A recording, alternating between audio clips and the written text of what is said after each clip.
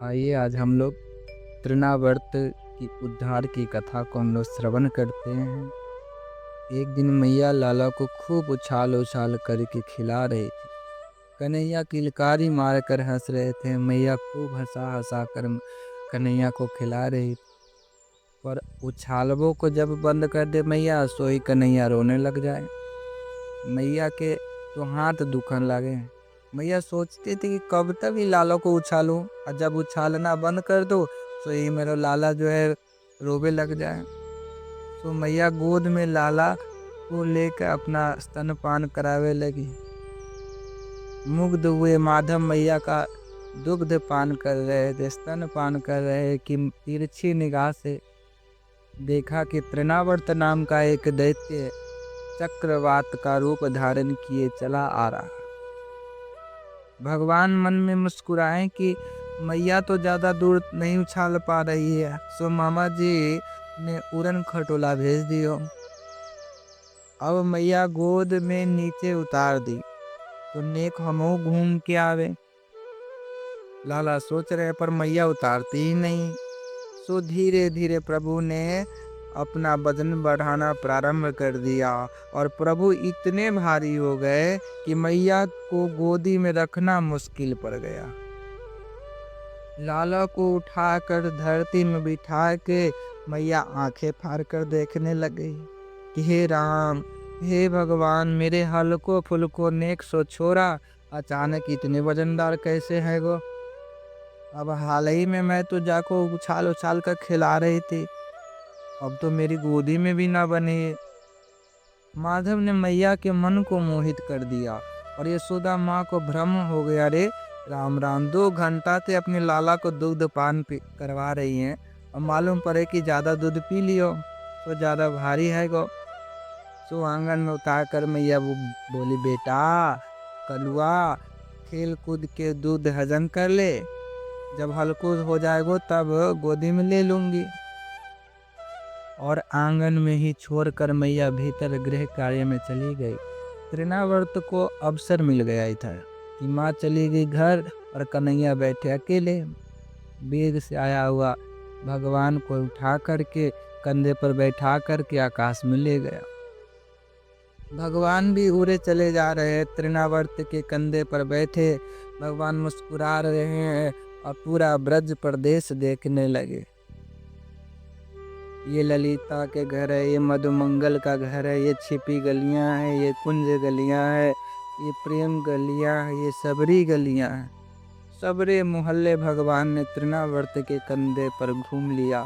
पर जैसे ही मथुरा की ओर भागने लगा, कोई भगवान ने गर्दन दबाई और वजन बढ़ाया।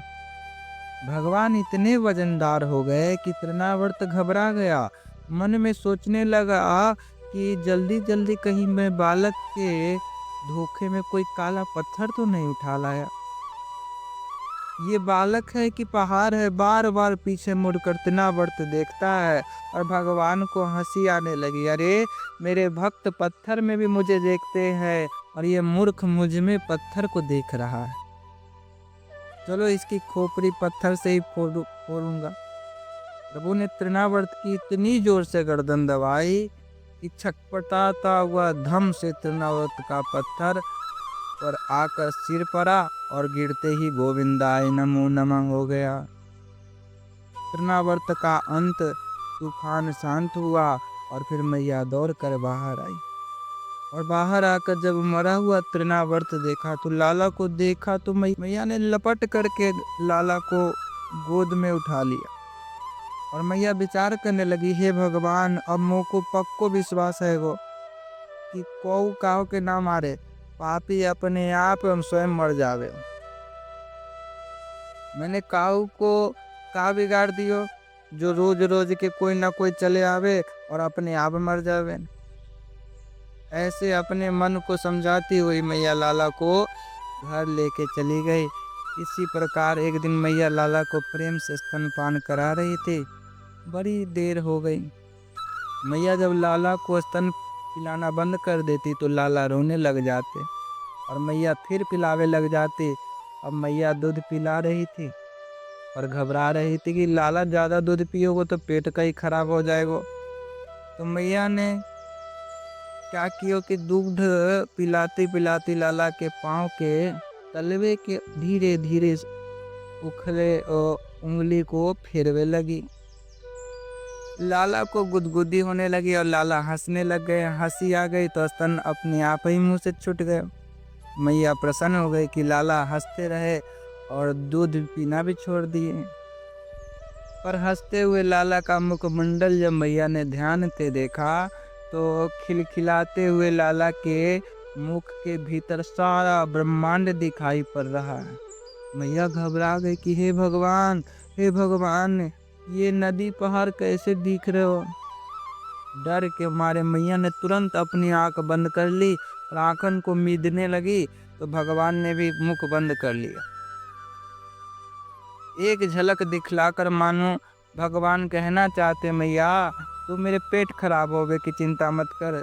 देख तेरे लाला के पेट में कितने बड़े बड़े पहाड़, कितने बड़े बड़े ब्रह्मांड पड़े हैं।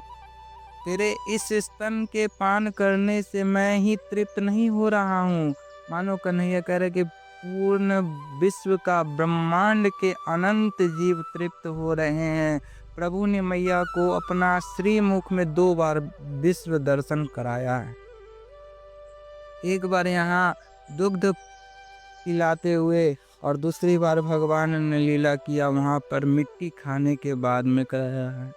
बोलिए जय सिया राम।